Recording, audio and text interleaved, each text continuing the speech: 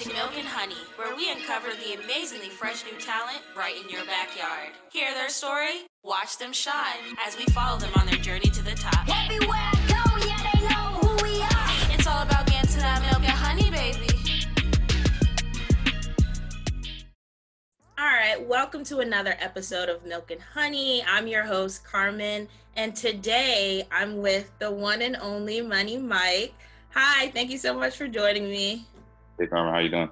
I'm good. So let's just get right into the interview because looking at your resume, you have been busy this COVID season. So I have been busy. Where? So tell me a little bit just about your background, like where are you from? Yeah. So I'm a DMV guy, specifically Silver Spring. Raised in Silver Spring pretty much my whole life. So I represent Silver Spring, Montgomery County, all that. That's pretty much where I hold it down at. But I was born in DC, and went to school in Virginia for a little bit, so I kind of have that whole DMV rounded outness, if that's a word. Well, I guess it is now. So tell me a little bit more about your music, because you had told me you're a rapper, but listening to a lot of it, you're also singing. So describe your music to somebody who's never heard it before. Yeah, so I mean, I do give myself the title of rapper because of the bars. I do try and throw the bars in there, but I do incorporate a lot of the melody as far as I'm a huge fan of song structure and just melodic driven songs. So even though I'm still giving out bars, I still try and bring it all home and tie it in with a song. You know what I mean? It's like the gift is inside with the bars, and then I put a little bow on it with a nice little hook. You know what I mean? All right. And so tell me, I was listening a little bit to your new project, Heartbreak and Money. I love it. It's really cute. What was the inspiration behind all that? Heartbreak. I mean, it's kind of self-explanatory a little bit, but I'll go into it. Heartbreak and Money is kind of dealing with the two different ends of the spectrum. You know what I mean? Dealing with the heart and then dealing with money. And I feel like a lot of us in this day and age are faced with those crossroads. Whether it's to deal with a relationship or to go and chase the bag. I felt like that there's so much range of emotion in there, and I just kind of wanted to talk on it from my perspective of friends and stuff like that, and just go dive into a very honest way. And I've gotten a lot of great reception from it, so I think I was able to communicate that effectively. So I've been very pleased with that. And looking at some of the music videos, you got really creative since most of the time we've been locked down. So tell me a little bit about the creative aspect of that. Who came up with those ideas? The puppets? I love the puppet. Yeah, well, thank you first and foremost. So all the treatments and everything, I was the one who came up with all the treatment, all the creative direction for the project. I did all the creative direction. And then I just kind of outsourced. I built up a nice network of people, of creatives, I should say. Throughout the years, and I just kind of when it's time to go, I kind of just hit that button, and everybody was ready to work with me. With the time off, with the internet, it helps a lot to be able to do Zoom meetings and emails back and forth. So a lot of the grunt work, we were able to do that via email, chat, and whatever, and then kind of reduce the amount of time that we actually had to be around each other. But I just kind of went through my contacts and just hit up the team, and we got to it. I came with the ideas, and they kind of just helped me execute, which was awesome. Came out great. It really did, and I was over here bobbing my head. So you got some bops on your hand. I love them. And so what I find awesome. Really unique about you is, and you kind of spoke about it before about your bars. Does that kind of play in the comedy that you do? Because you're also about to come out, or you're working on a comedy album, which, again, what don't you do at this point?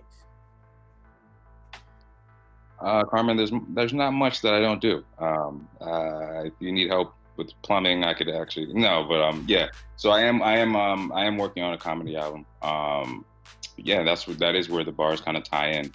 just the wordplay and the timing and stuff like that.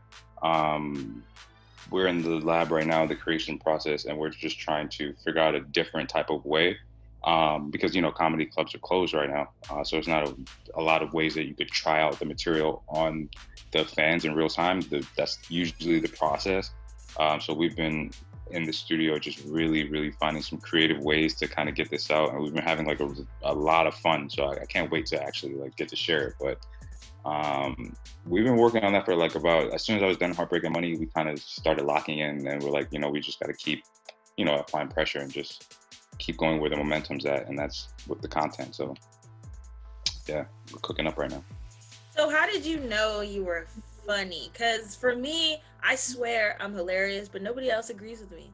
So it's like, how did you know that you can actually get on stage in front of people and tell your jokes? Because I feel like that's more vulnerable than music, because you don't really have to have like an audience to make, like, when they're listening to you, they're kind of listening to you. But when you're like in the comedy setting, like you have to get that response of the laugh, or like, it's a dud.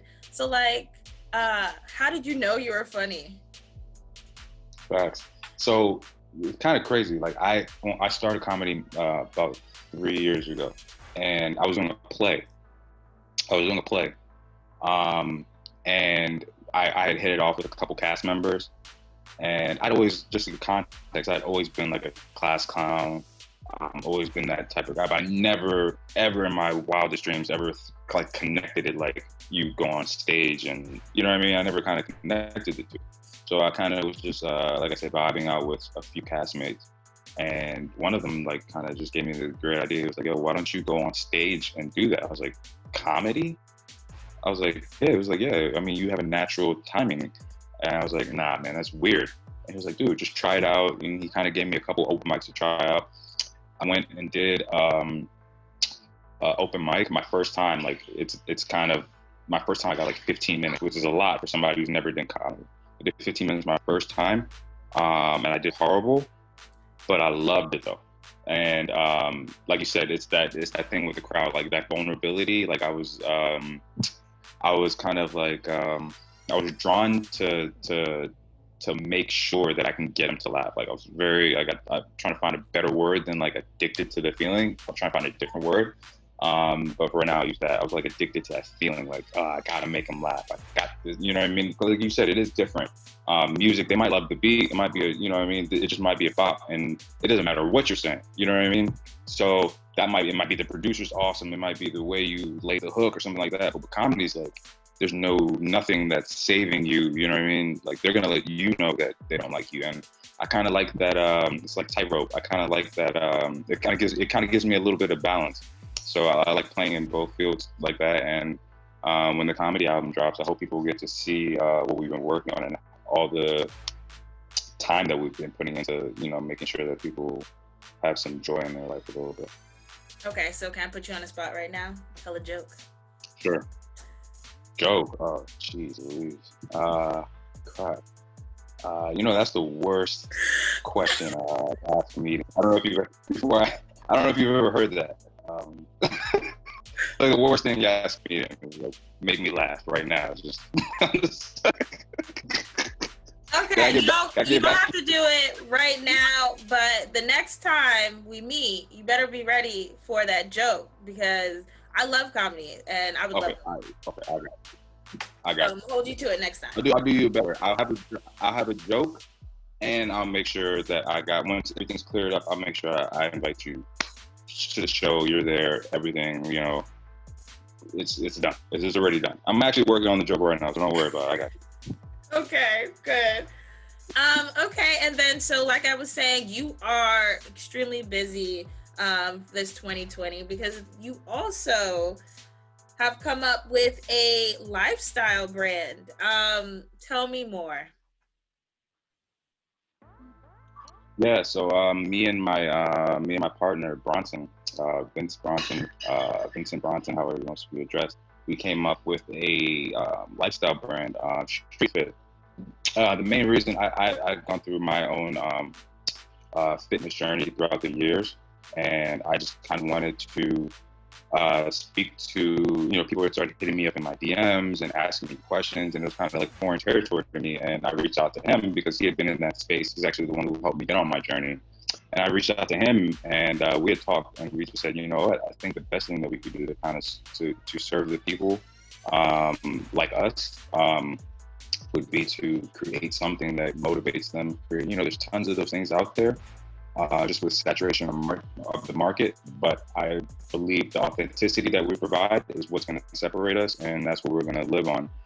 The brand is called StreetFit, and it's like I said, it's catered more towards the hip hop audience. Because I feel like we just need something like that. And I feel like it's coming directly from the artist.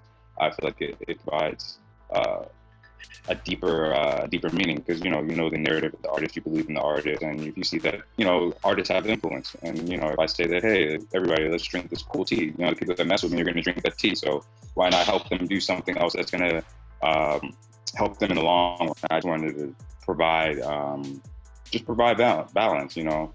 provide balance.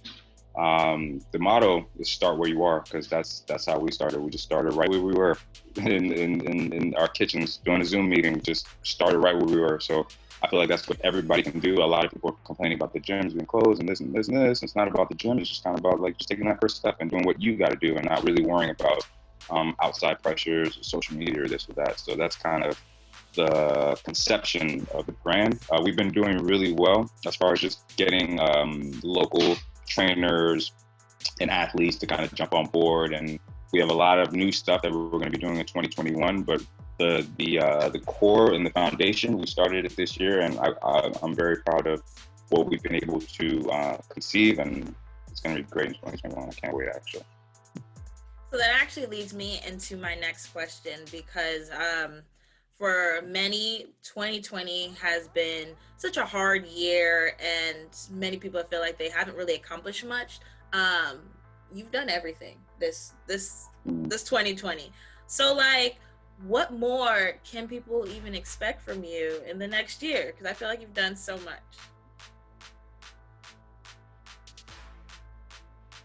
Well, so, I mean, to be honest, we lined up 2021 at least until the summer. So we have a comedy album, we have a short that we're working on, and then we have some other stuff that I don't want to blow the lid on it just because I want to make sure that I got it down. But we are definitely I'll stay there. I mean, you don't have to pull my leg, but working on another a follow up to Heartbreak and Money, which is titled Love and Money. So that's going to be coming out next year, first quarter, maybe second quarter. We'll work on that as we work on the comedy album. Comedy album's gonna have a soundtrack. It's a lot. I don't know how I keep my mind around it. I just love it. I love to serve people. I love to give people something of context. I grew up just like so passionate about art, and I was very thankful that the artists that I looked up to gave me such high influence. That for me, it's just that I want to return that same type. I want people to feel that same thing that I felt when I listened to certain artists. Michael Jackson, Bob Marley, Kanye, Pac, Jay, the list goes on. Just people that really provided something, and I just want to, not even kind of, I want to give back 100% the exact same thing that I received.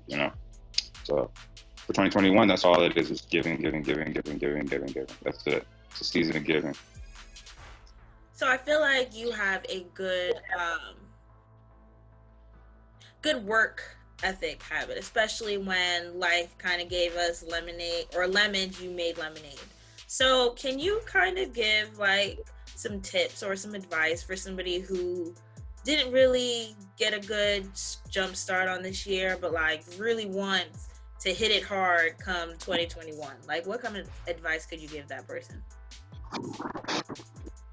Yeah, I would say not to preach the choir, but like I would just say to keep your head on straight. I did a lot of meditating as well. I did a lot of prayer. I just kept my head on, and I tried to just focus on the good things that were there. I tried to cut the news off a little bit, try to cut off social media a little bit, try to cut off TV a little bit, everything as much as I could. You still got to be informed. You still got to know what's going on. You still got to be in touch with people, especially when things are locked down and stuff like that. But I just kind of I would say to people that, you know, tough times are temporary things, and are temporary situations rather. And in those times, it's more so a blessing for you to take the time to evaluate yourself, and see where you were, see where you're going, and see where you're at. And then you analyze all that information, and then you figure out the best foot forward. It might be to stay still for that moment and then get a little nap. It might be to get up and go run. It might be to go make dinner. It might be to go to, you know what I mean? It might be different for everybody, that first step.